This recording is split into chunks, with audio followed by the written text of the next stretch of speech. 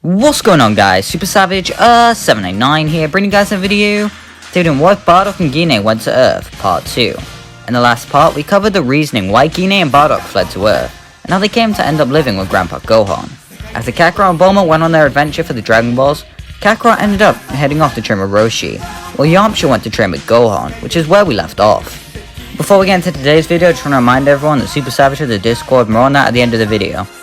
Yamcha's training with Gohan would be rather slow, in the opinion of the bandit.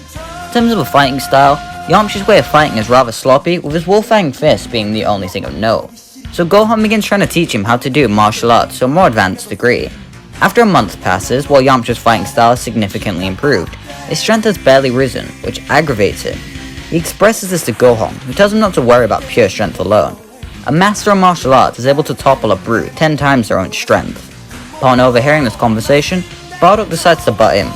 He tells Gohan that his student does have a decent point. He requires the best of both worlds. Yamcha would begin to thank Bardock before the same punched him in the face, leading to Yamcha flying into a tree. As Yamcha rubs his face, he questions what the hell that was for. Bardock approaches him, cracking his knuckles as he tells Yamcha he needs the best of both worlds, so Bardock will become a mentor to Yamcha as well. Speaking of Bardock, with Kakarot not being constantly around, it gives Bardock and Gine more room for alone time, so Gine would fall pregnant during this time. Over at Kakarot, he began training with Roshi and Krillin. Amazed at the boy's strength, Roshi would realize that he shouldn't begin slacking off and would begin taking his training somewhat seriously during this time. As for Krillin, his relationship with Kakarot would be kind of stunted. Krillin at this point was rather self-centered and petty, so seeing someone younger than him have so much strength gets on his nerves. Plus Kakarot isn't the same as Goku, though he is very similar. He's more serious and Saiyan-like, a good mixture of Bardock and Gine. So while I imagine Krillin and Kakarot would become friendly, they never become true friends. The Tenkaichi Budokai would then arrive, where everyone meets back up again. Bulma would hug Yamcha, who would be happy to see her, telling her he's gotten so much stronger in this time. Also Kakarot would meet back up with his parents, remarking that his mother got really fat while he was away. Bardock would then hit him over the head for being ignorant. The tournament would then arrive. I don't see Bardock entering, as this kind of thing probably won't interest him. Gine is pregnant, so obviously she won't be entering. I do however think Gohan would enter, wearing his cat mask as a disguise. This is to make sure Kakarot and Yamcha don't pass, to learn some humility. He would replace Ranfan in the tournament, meaning he'll be fighting Nam in the first round. Krillin proceeds to speed blitz in the first round, as you can imagine he would, even if he didn't have Goku to tell him he didn't have a nose. As for Jackie Chan against Yamcha, the fight would be different, and yet similar. Yamcha would be cocky against the old man, and Jackie Chan proceeds to beat him up.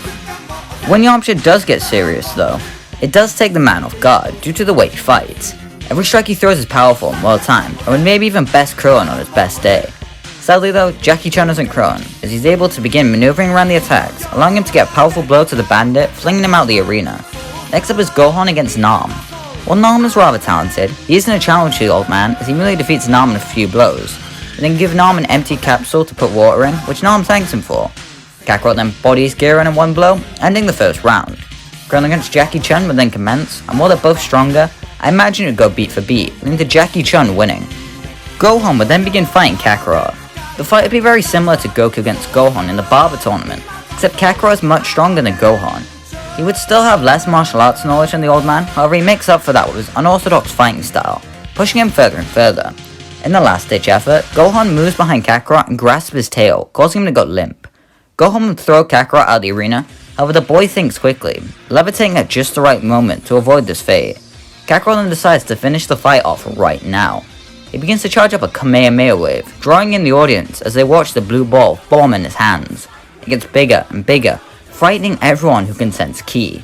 He fires the blast, making Gohan have to dive out the way, barely avoiding this. Thinking quickly, Kakarot rushes in and kicks Gohan out the arena while he's off guard. As the fighters prepare for the finals, Gohan returns to the crowd, laughing that Kakarot has gotten quite strong. Gine would share the sentiment with the old man as the duo share a smile. Bardock questions why Gohan disguised himself, and he explains his plan on making sure Kakarot didn't get arrogant. He also mentions how Roshi is doing the same thing, pointing to Jackie Chan. After sensing Roshi's strength, Bardock realizes that he won't be enough and tells the others to wait there, flying off. He tells Roshi to remove a disguise, confusing him. Bardock explains that Roshi won't be strong enough, and so Bardock is going to finish his plan. While reluctant, Roshi agrees and gives over his Jackie Chan clothing. Also, side note, but this PNG, it does look dumb, but it's really funny and I love it, so you're gonna have to put up with it. Sorry, Chief. Bardock would head out, as would Kakarot, when the fight is called, with it being apparent to everyone except Kakarot that this isn't the same man. Before the announcer can disqualify him, Bardock threatens him, making him gulp and go along with it. Bardock and Kakarot then begin fighting. Knowing Bardock, I doubt he'd hold back against his son, wanting to hammer in the lesson. Kakarot cannot keep up with the flurry of punches and kicks thrown into his weak body. Due to the speed of all the spectators watching, Bardock vanishes, only being able to see the visible damage to Kakarot. The boy stands there bruised and beaten as Bardock finally stops his onslaught.